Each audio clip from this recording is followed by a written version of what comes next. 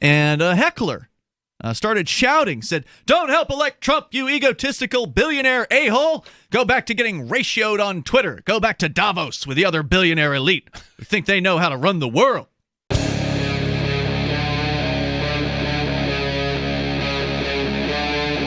Free Talk Live. This Howard Schultz has been stirring it up. Reason.com's got a piece, Nick Gillespie writing at their Hit and Run blog. Headline, "Who's afraid of Howard Schultz? Just about everyone. And they're right to be."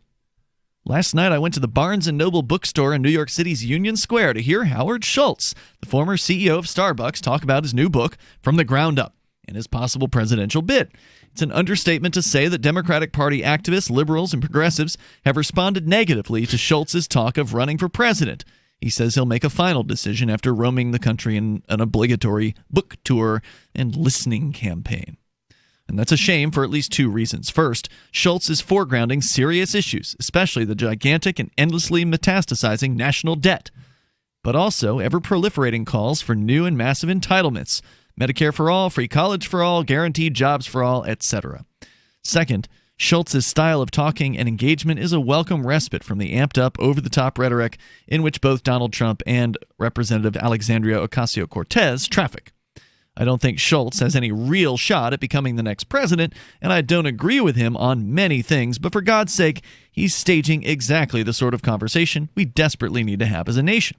Yeah, and so I can't remember what I was looking for show prep, but somehow I came across this clip of The View with Howard Schultz on.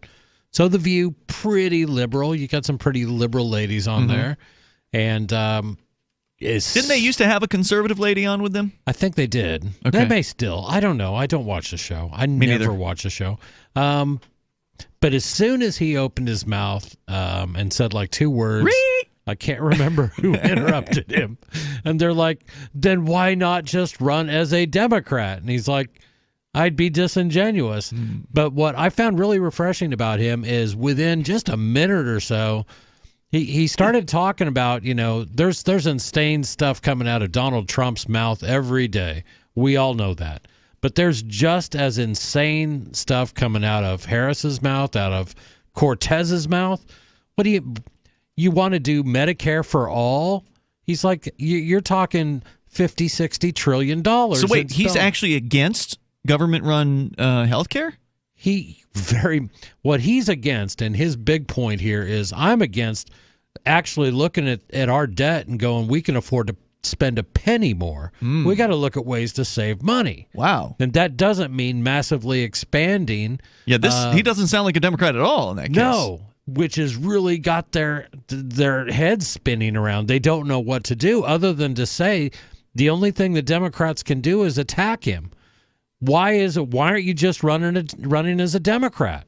That's all they could say. But I don't get it.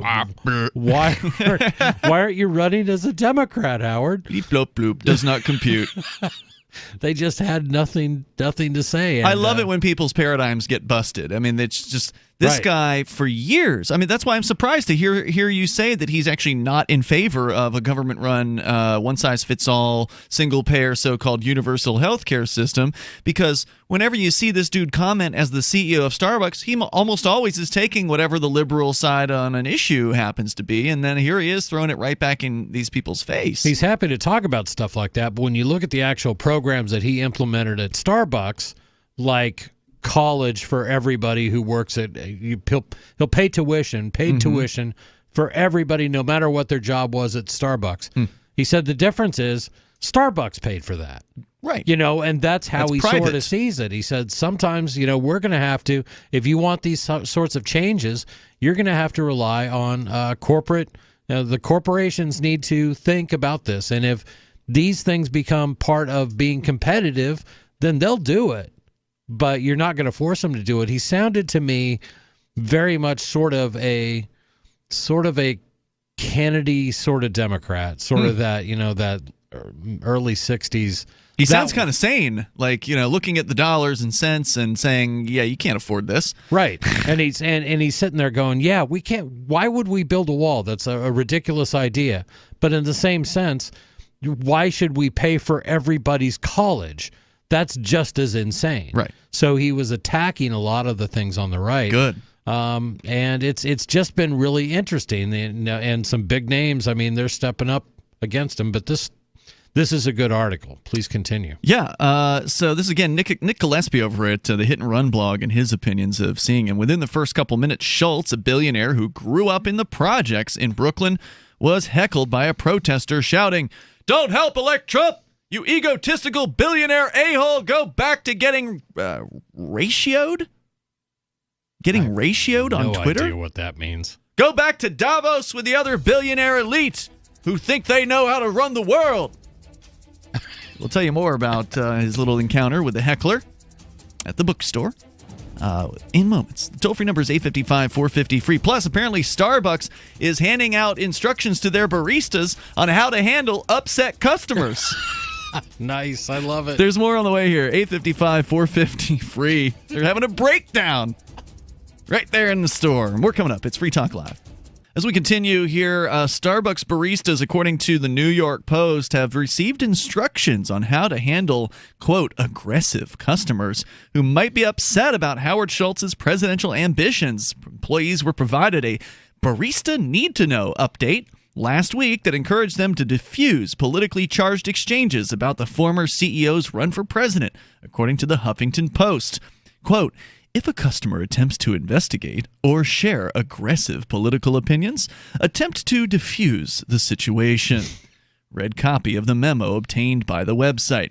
It continues to suggest a solution. Quote, "We respect everyone's opinion. Our goal is simply to create a warm and welcoming place where we can all gather as a community over great coffee." The missive also tells employees to direct customers to a bookstore if they want a copy of Schultz's new book, From a Ground Up, A Journey to Reimagine the Promise of America. And finally, when asked about the coffee mogul's possible quest to mount an independent run for president, baristas can simply reply, quote, "Howard's future plans are up to him," unquote. Yeah, this is insane. And this is how far, and right, those of you to the right, don't think I'm letting you off the hook. This is how insane the Democrats have gone. Mm-hmm. They are terrified of a guy who's been a lifelong Democrat, who has frequently, has supported traditionally liberal causes, and right. he's employed them within his own company. He didn't just talk the talk. He said, "Yeah, companies should be doing more to pay for people's education. So we here at Starbucks, we're going to do that. And I'm going to take a risk. I'm going to do that. And if it blows up, that's what a leader does, by the way. If it blows up into my face, I'm going to my board's going to vote me off the island just like that. I mean, that's going to be how it goes. But he was really refreshing to talk to. It's coming from somebody who can't remember ever voting for a Democrat for president. Right. I never have. And he may not be running as a Democrat, and that's what's got them so amped up, is that they want him to just throw his hat into the Democrat primary, where he'll probably, lose, to some more political person who's going to tell them everything they want to hear. All I heard on The View was, then why don't you just run as a Democrat? Then why don't you just run as a Democrat? Yeah. That was it over and over. They couldn't wrap their mind. They could not grok the idea that this guy just did not feel in tune with today's Democratic Party. And there are a lot of Democrats, I suspect, that in response to Trump, they're feeling the exact same way. The toll-free number, if you want to join us here, it's 855-450-FREE. That's 855-450-3733. Also, the Discord on-air call-in line rooms are open and available to you over at discord.lrn.fm. Here's some more from the Reason.com piece. Nick Gillespie, one of their editors, went to see Schultz give a presentation, one of the book signings that he's doing on his so-called listening tour. And a heckler started shouting, said, "Don't help elect Trump, you egotistical billionaire a-hole. Go back to getting ratioed on Twitter. Go back to Davos with the other billionaire elite who think they know how to run the world." Now, the heckler speaks in only slightly more graphic terms than many folks on the Democratic to left side of the political spectrum.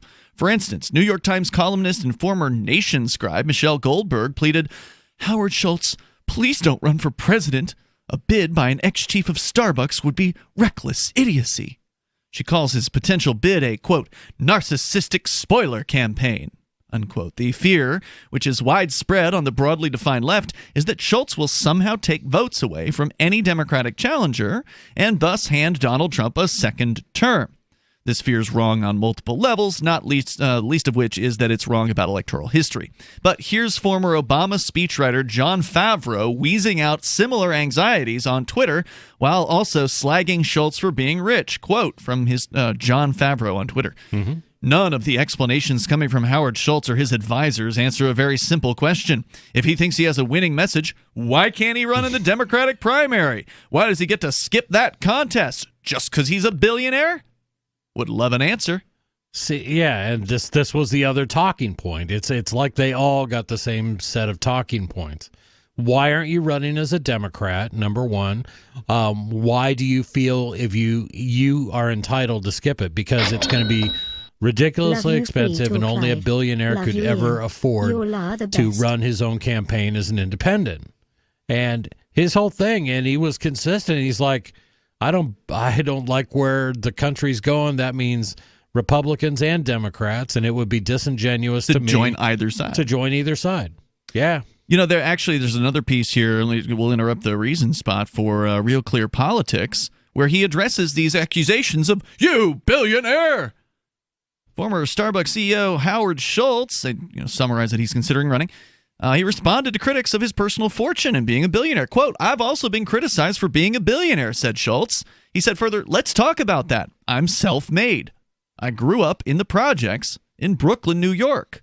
I thought that was the American dream, the aspiration of America. You're going to criticize me for being successful when in my company over the last 30 years, the only company in America that gave comprehensive health insurance, equity in the form of stock options, and free college tuition, and Elizabeth Warren and a bunch of others want to criticize me for being successful? I mean, the dude is making a solid argument here. Not only is he a billionaire, but he's unassailable as far as look at all the people he helped. Right? Because this is something that we've pointed out many times here on Free Talk Live, is unless, with the exception of those new money kids who inherited it from, daddy, like Sam Walton giving it to his kids or whatever. And there aren't that many of those. Self-made billionaires like this guy, you make money by giving people what they want. Yes. You make money unless you're connected with politics and you can use the government to force it into your pockets from taxpayers like the stadium people that we talked about earlier. Sure. But in the case of, Starbucks, he made money by not only providing a good product to people in the way they wanted to receive it in a, warm environment and all that. Right. But also by taking care of his employees. Yes. And that's what these Democrats purportedly are fight for 15, health care, they want all these things. And he figured out a way to do it without having to demand any taxpayers' assistance, without having to go to the politicians. He just did it all by running a business that was successful and rewarding his employees. And now they're attacking him over it. Former CEO of Starbucks stirring it up on can't really even say the campaign trail because he hasn't even announced officially that he's running for president yet. Right. But he's exploring the idea, and he's also going on a book tour and certainly getting a lot of attention. And importantly, he's not talking like he's running as a Democrat, and he's not running as a Republican, which we have not had a serious third-party candidate or an independent. Not since Ross Perot, right? Right. Well, you could say Nader maybe was he at least got a fair amount of votes back in 2000. Yeah. And of course, the Libertarians they're serious. The Libertarians are, we're seriously going to run somebody. They don't really get much attention for it. No, they don't. But in this case, he's getting a lot of attention, and almost all of it is negative from the people in the left-leaning media. We're going to continue with some of this analysis here. Schultz, this is according to RealClearPolitics.com, responding to his critics, says, quote, I'm not a Democrat, he told the Morning Joe panel.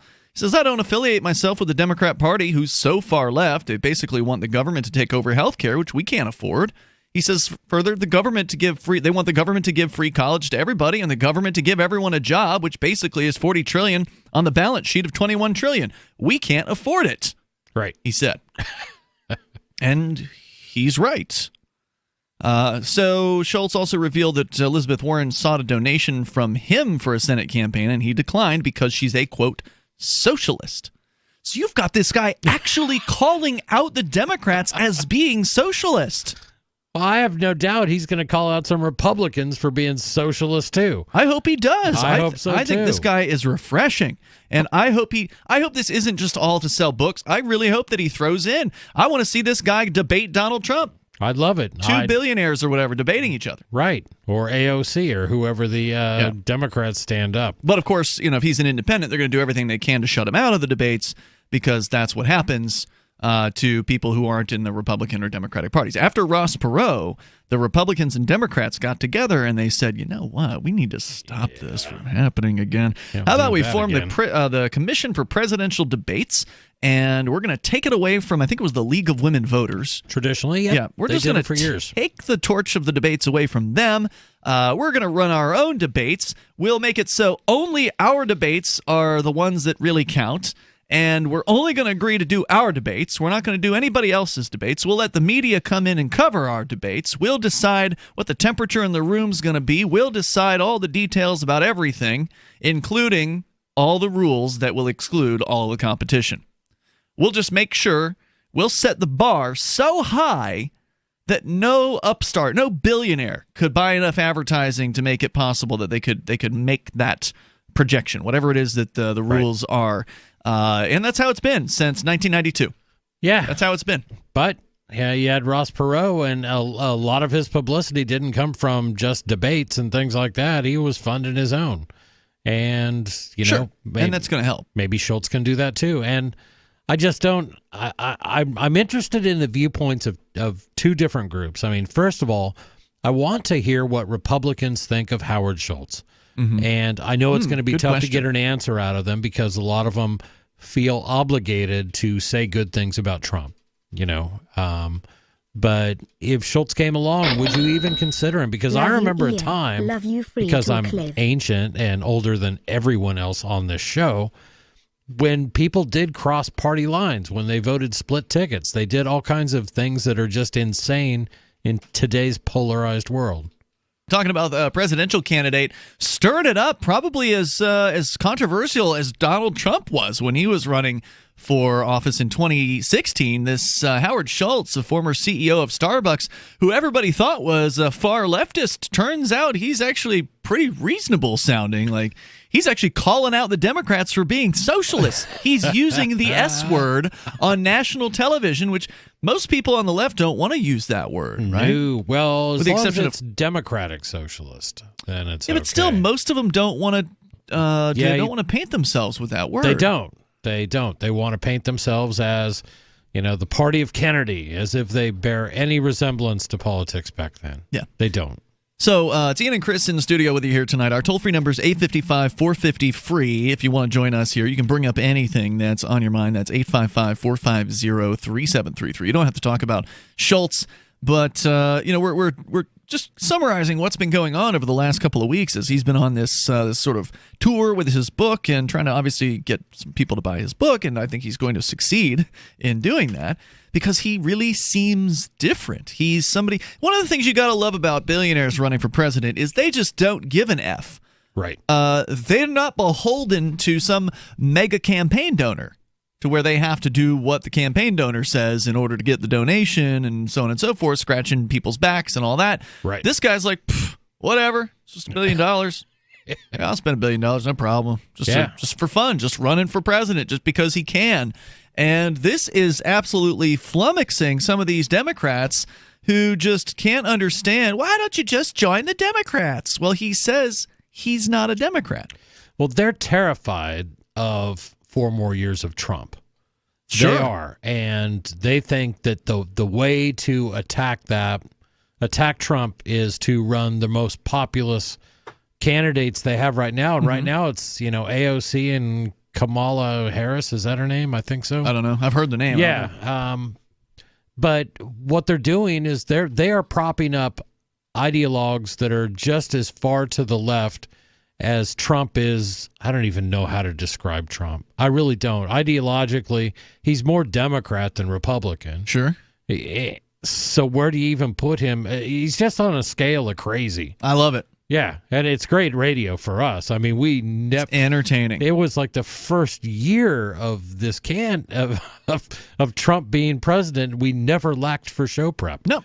It was like, what did he do today? Yeah, and it just keeps getting better. I mean, over time.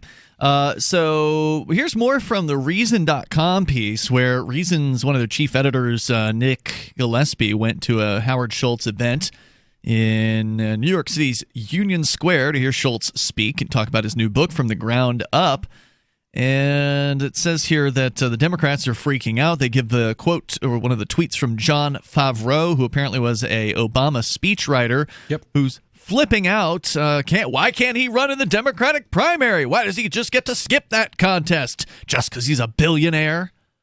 Well, actually, no, Favreau added on another tweet, he's afraid, he says, Schultz is afraid, that if he tells half the country's voters what he truly believes, they'll reject him. So he's buying his way right to the general. Well, actually, no, says Reason. Last night and in other interviews, Schultz is perfectly clear on why, if he runs, that he'll be doing so as a, quote, centrist independent. He openly disagrees with a lot of ideas that dominate Democratic Party discourse, and he doesn't want to be forced into accepting those policies. Specifically, he's criticized Senator Elizabeth Warren's asset tax on tippy-top earners and a whole host of tax-funded giveaways that he says we can't afford, like single-payer health care. He spoke about the cost of single-payer health care insurance plans, which will almost certainly be part of the DNC 2020 platform. Another thing he talked about on The View, he's like, so you want to do away with all insurance companies? Do you know how many hundreds of thousands of people are employed by insurance companies and are dependent on them?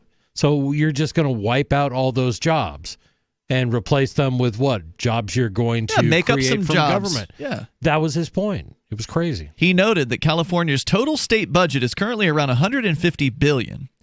But for the cost of Governor Gavin Newsom's vision of single payer runs toward $400 billion, which would be more than twice what the current budget of the state of California is. He even as he talked forcefully about growing up poor with parents from the greatest generation who failed to participate in the post-war economic boom, he refused to say government should be all things to all people. In his various interviews over the past week or two, he's never missed an opportunity to talk about how a $21 trillion debt is the single biggest problem we need to reckon with. He's right to say it not only ties the hands of government, and the ligatures get tighter as interest rates rise, but also that it inhibits broad-based economic growth, the best way to increase living standards. He also refused to... Turns out this guy knows about money. Right. You think? He figured out how to earn billions of it, so maybe he's worth listening to on the subject. Going on here, he says he also refused to be penitent about being rich last night, at one point saying he helped create a great company and wasn't going to apologize for his or anyone else's success. He called the class warfare rhetoric used by so many Democrats, quote, so un-American. In other words, he doesn't fit very well in today's Democratic Party. So what did Elizabeth Warren take to Twitter to say? Quote, what's ridiculous is billionaires who think they can buy the presidency to keep the system rigged for themselves while opportunity slips away for everyone else. The top 0.1% who would pay my ultra-millionaire tax, she hashtags that, own about the same wealth as 90% of America. It's time for change. Right. And those billionaire taxes that she keeps talking about, they amount to absolutely squat.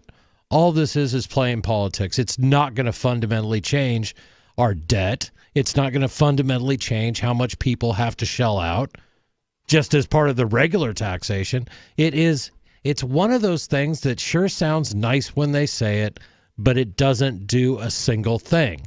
I am waiting for someone to do a faux pas and referred to Howard Schultz as Howard Rourke.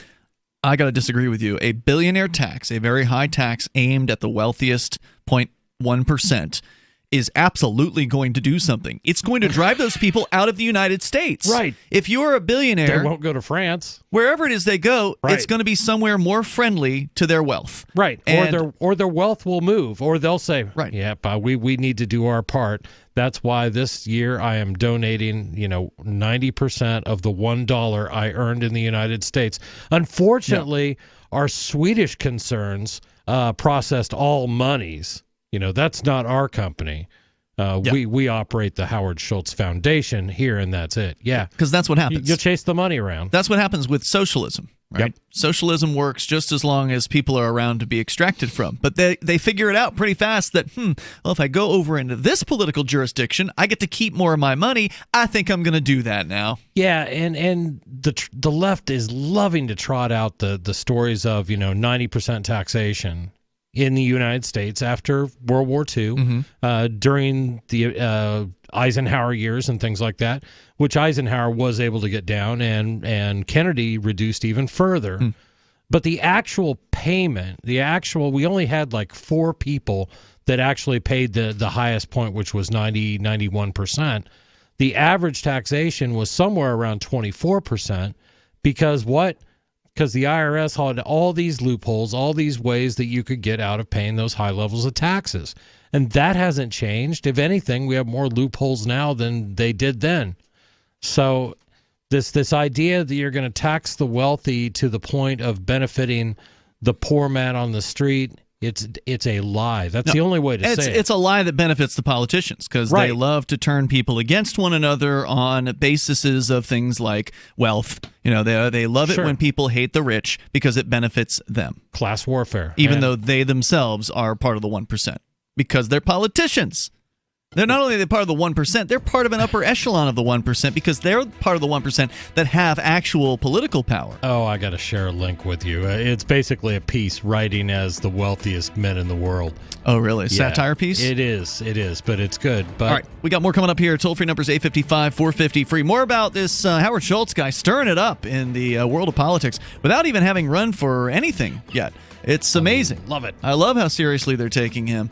And he's saying a lot of right things. It's Free Talk Live. Free Talk Live, 7 nights a week from 7 to 10 Eastern, live on the Liberty Radio Network at LRN.FM.